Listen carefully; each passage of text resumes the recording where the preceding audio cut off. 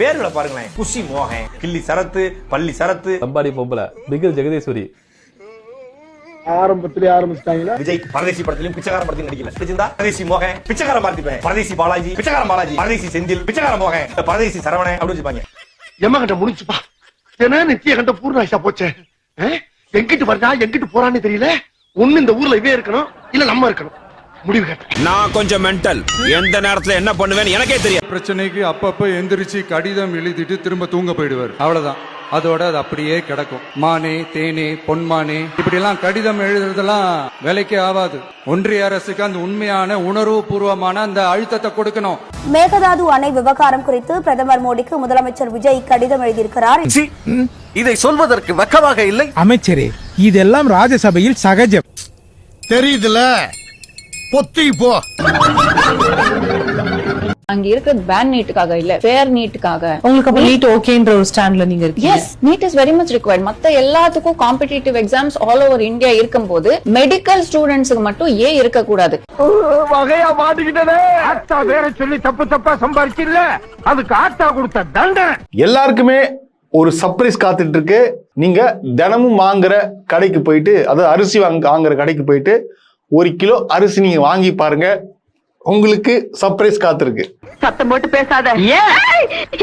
ஏன்டா கத்துற? மெதுவா பேசு. இந்த ஜிஎஸ்டி சட்டத்தின்படி 25 கிலோக்கு கீழே வாங்கக்கூடிய அரிசிக்கு 5% ஜிஎஸ்டி விதித்திருக்கிறார்கள். பாத்தீங்களா எப்பாற்பட்ட மாற்றம்? இந்த பாராட்டுக்கெல்லாம் காரணம் நான் இல்ல, இவர் எங்க அண்ணன். குறைந்தபட்சமாக எல்லாரும் சாமானிய மக்கள் எல்லாம் வாங்கக்கூடியது 5 கிலோ 10 கிலோ. இட்லி அரிசியாக இருந்தால் 1 கிலோ வாங்குவார்கள். அவர்களுக்கெல்லாம் வரி என்றும், இதற்கு மேலே விற்பனை செய்யக்கூடிய ஹோட்டல் இண்டஸ்ட்ரிக்கு 50 கிலோ பேக்கிலே கொடுக்கிறோம். அவர்களுக்கு வரி இல்லை என்ற நிலையும் தற்போது இந்த ஜிஎஸ்டியின் காரணமாக நிலை வருகிறது. சரிடா, சிலிப்பானா ஒண்ணு பப்ளிசிட்டி பண்ணுவியா? அசந்தா ஆப்படிக்கலே குறியாருங்க எல்லாரும். சாரி பாஸ், சாரி பாஸ், பூரி பாஸ். இந்த அரசு சொல்லிட்டு பண்ணா பிரச்சனையாகும்னு சொல்லிட்டு சொல்லாம கொள்ளாம இந்த விலைகள் ஏற்றம் நடந்திருக்கு. இவருதான் மானஸ்தன். ஒரு லக்ஸுரி இண்டஸ்ட்ரிக்கு வரி இல்லாமல் கொடுக்கக்கூடிய நிலையில் அரிசி இருக்கிறது. ஆனால் சாமானிய மக்கள் அன்றாட தங்களுடைய தேவைக்கு வாங்குபவர்களுக்கு வரி என்ற நிலை இருக்கிறது. என் வயிறு எரிஞ்சு சொல்றேன்டா, நீட்டி நீட்டி வாங்குறவங்க கையெல்லாம் விளங்காம போகணும். போன அரசுல கூட இப்போ வந்து பாத்தீங்கன்னா பெட்ரோல் விலை ஏறுது, இல்ல கரண்ட் பில் ஏறுதுன்னா கூட இன்ஃபர்மேஷன் கொடுத்துருவாங்க. இந்த மாசத்துல இருந்து உங்களுக்கு கரண்ட் பில் ஏறும் அப்படின்னு சொல்லிருவாங்க. இல்ல விலை ஏற்றம், இல்ல பஸ் டிக்கெட் விலை ஏறுதுன்னா கூட இன்ஃபர்மேஷன் கொடுத்துருவாங்க. பட் ஆனா எந்த ஒரு தகவலும் கொடுக்காமல் விலைகள் ஏற்றப்பட்டு கொண்டிருக்கிறது. என்ன நம்ம பேசுறோம் வேண்டாம்னு சொல்றதுக்காக காரணம் 4 இயர்ஸ் ட்ரை பண்ணிருக்கு. 4th இயரும் அந்த குழந்தைக்கு ஒரு டவுட் இப்ப கிடைக்குமா கிடையாது. நல்ல மார்க் எடுத்து வந்து திரும்பவும் டாக்டர் கொடுக்க நான் சொன்னேன், நீ கண்டிப்பா லாயர் போய் ட்ரை பண்ணா, நான் ஒரு லாயர் அப்போ இதை விட பெஸ்டா இருக்கும் உன்னுடைய கரியர் அப்படின்னு சொல்லி அந்த பொண்ணுக்கு நான் சொல்லி அனுப்பிச்சேன். ஏதோ பேசுறதுக்காக நான் பேசிட்டு இருக்காத, நேரத்துக்கு எடுத்தாத, நல்ல விவரமா பேசு. இப்ப கால் பண்றா எக்ஸலண்டா, அவங்களுக்கான தேவை அதிகமா இருக்கு. நீங்க யாராவது போய் கால் பண்றது, நீங்க போய் கூப்பிடணும்னா நீங்க 1 வீக் ஆகுது அப்பாயின்மெண்ட் கிடைக்கும். அவங்க கூப்பிட்டு வந்து நீங்க பாக்குறதுக்கு 1 வீக் ஆகுது. அவங்களோட தேவை அதிகமா இருக்கு. சோ எல்லா பிளம்பர் இருக்காங்க, பிளம்பரோட தேவை அதிகமா இருக்கு. சோ எல்லாரும் அதை ஒரு ஜாபாவும் ஒரு ப்ரொஃபஷனாவும் கன்சிடர் பண்றது.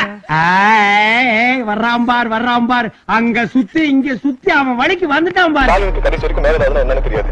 ஒரு நிமிஷம் நான் சொல்றதுக்கு முன்னாடி கேட்டு பாருங்க. உதயநிதி போய் மேகதாது என்ன பிரச்சனை, உங்க தாத்தா என்ன செஞ்சு, என்ன இப்ப உங்களுக்கு என்ன தெரியும்னா உதயநிதி ஸ்டாலின் அவர்கள் அதுக்கு பதில் சொல்லுவாரு. நீங்க வேணா பாருங்க. தம்பி உன் பேர் என்ன? குப்புராஜ் எல்லாம் பெஞ்சு மேல உட்கார கூடாது, ஓடி போய் ஓரமா உட்காரு. மேகதாட்டு அணை குறித்து எதிர்க்கட்சி தலைவருக்கு பெரிதாக ஒன்றும் தெரியாது. ஐயா என்ன சிடிஆர் ப்ரோ, நீங்க சொன்னதெல்லாம் உண்மையா இருக்கும் உங்களுக்கு? ஒண்ணுமே தெரியாம ஓடி போயிட்டாரு. அதெல்லாம் நீ சொல்லக்கூடாது. ஏன் சொல்ற நீ? அதெல்லாம் நீ சொல்ல. அவனே ஒரு புறம்போக்கு, அவனுக்கு நீ அல்ல கையி விளங்கும்ட. இந்த ஊருப்பட்ட மாதிரி தான். மாநிலங்களுக்கு இடையிலான நதிநீர் தாவா சட்டம் 1956 பிரிவு 4 கீழ அந்த அடிப்படையில புதிய நடுவர் மன்றம் அமைக்க வேண்டும் என ஒன்றிய அரசு இப்பேரவை வலியுறுத்துகிறது. அப்படிங்கறத என்னுடைய பேர்ல கொடுக்கப்படக்கூடிய அந்த திருத்தத்தை சேர்க்க வேண்டும் என்று உங்களை நான் கேட்டுக்கொள்கின்றேன். சட்ட வல்லுநர்களுடன் கலந்தாலோசித்து தனி நடுவர் மன்றம் அமைக்க ஏற்கனவே தேவையான சட்ட நடவடிக்கைகள் எடுக்கப்பட்டு வருகின்றன. எனவே எதிர்க்கட்சி தலைவரால் அளிக்கப்பட்ட கருத்தினை 4வது பத்திக்கு அடுத்து கூடுதலாக சேர்க்கலாம். முதலமைச்சர் அவர்களின் தீர்மானம் புதியவாறு பேரவையின் முடிவு விடப்படுகிறது.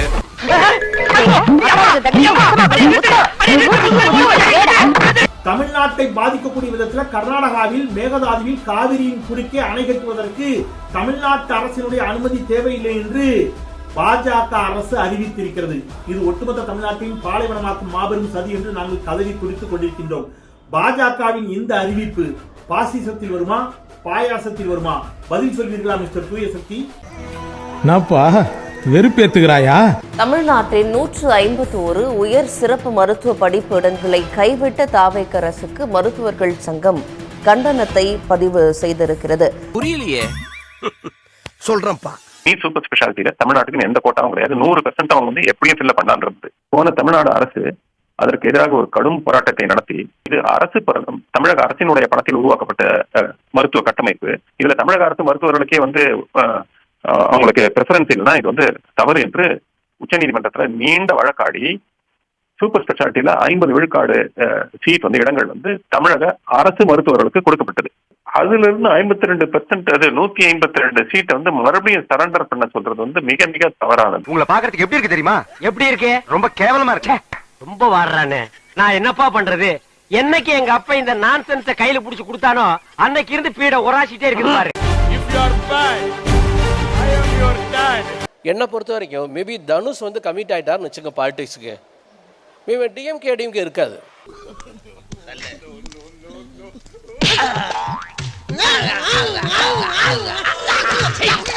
அந்த நம்பர் 2 பிளேஸுக்கு வந்து தனுஷ் வந்துடுவார். ஒரு கட்டத்தில் நம்ம சார் வெசஸ் தனுஷ் சார்னு இது மாறதுக்கு வாய்ப்பு இருக்கு. அதே டெய்லர், அதே வாடகை, அதே ஸ்கிரிப்ட். டேய், எங்கெல்லாம் பார்த்தா உங்களுக்கு எப்படா தெரியுது? கண்டிப்பா விஜய்க்கும் இவங்களுக்குமான வித்தியாசம் என்னவா இருக்கு? இல்ல விஜய்க்கு தமிழக மக்கள் கொடுத்த அந்த ஹோப் எல்லாருக்கும் கொடுப்பாங்கன்ற நம்பிக்கை கொடுக்க மாட்டாங்க. விஜயகாந்துக்கு கொடுக்கல, கமலுக்கு கொடுக்கல, சிவாஜி கொடுக்கல, பாக்யராஜ் கொடுக்கல, டி ராஜேந்தர் கொடுக்கல, SSR கொடுக்கல, சரத்குமார் கொடுக்கல, எண்ணிலடங்காதவர்களுக்கு கொடுக்கல, விஜய்க்கு கொடுத்தாங்க. there is something. அது வந்து இந்த 20 ஆண்டு கால உழைப்பு, ஒரு நாள் 2 நாள் இல்ல. ஓகே, 20 years, ஒரு 10-12 படங்கள். நீங்க சொல்ற மாதிரி அவருடைய படங்கள்ல நிறைய அரசியல் ரீதியான பிரச்சனைகளையும் சந்திச்சிருக்காரு. அரசியல் தலைவர்களோட பகையை சம்பாதிச்சு எல்லாத்தையும் அதை தான் நான் சொல்ல வரேன். தனுஷ் எந்த பகையை சம்பாதிச்சார்? இதெல்லாம் தாண்டி எப்படி ஆரம்பிக்க போற, எங்க ஆரம்பிக்க போற? முடியாதுங்கிற கஷ்டம்தான். ஆதரவு சம்பாதிச்சிருக்காரு. யாரோட ஆதரவு? பிஜேபி ஆதரவு. முடியும் இல்ல, பிஜேபியோட வருதான். கமான், இது வந்து பொங்கல் தான். அது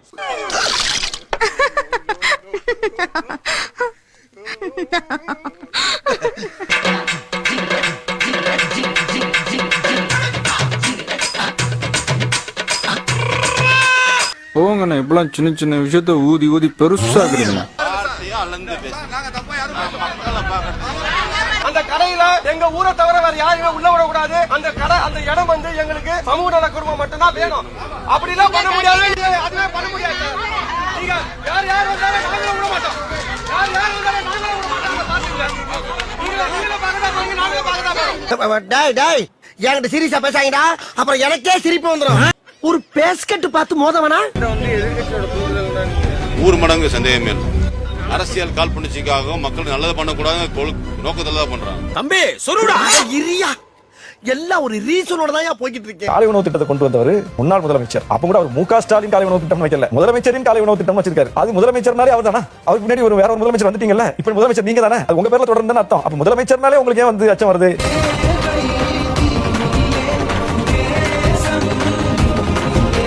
இந்த வீடியோ உங்களுக்கு பிடிச்சிருந்தா கண்டிப்பா லைக் பண்ண மறக்காதீங்க. அப்படியே உங்க நண்பர்களுக்கும் ஷேர் பண்ணுங்க. நீங்க பண்ற ஒவ்வொரு லைக்கும் தான் இந்த வீடியோவை மற்ற நண்பர்களுக்கும் கொண்டு போய் சேர்க்கும். மறக்காம சப்ஸ்கிரைப் பண்ணுங்க. உங்க கருத்துக்களையும் கமெண்ட் பாக்ஸ்ல பதிவு பண்ணுங்க.